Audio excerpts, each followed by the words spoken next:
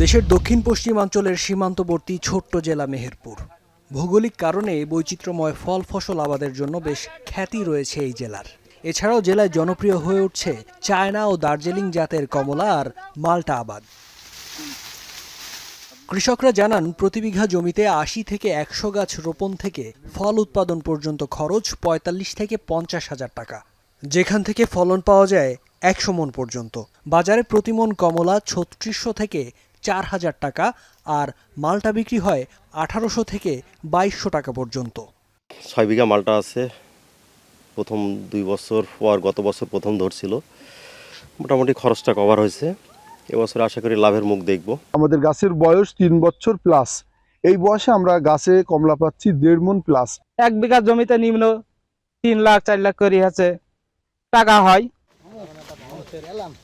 স্বল্প খরচে ভালো লাভ পাওয়ায় মাল্টা ও কমলা আবাদে ঝুঁকছেন এ অঞ্চলের মানুষ।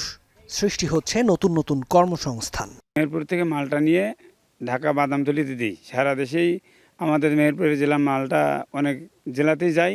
প্রতি বিঘায় খরচ হচ্ছে আপনার জমির লিজ আছে, বীজ খরচ আছে, লেবার খরচ আছে, এভারেজ ৫০,০০০ টাকা খরচ আসবে। সঠিকভাবে যদি আমরা চাষ করতে পারি অবশ্যই ইনশাআল্লাহ আমরা চাষ করতে সফল হব আর এবং রপ্তানি করতে পারবো বিদেশে।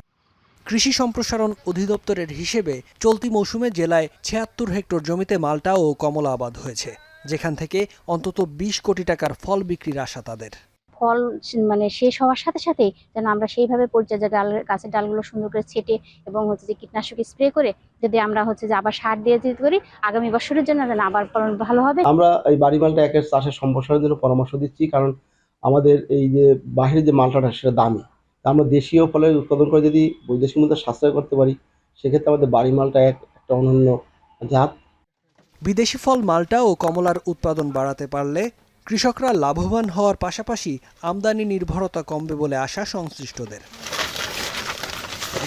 এখন মেহেরপুর।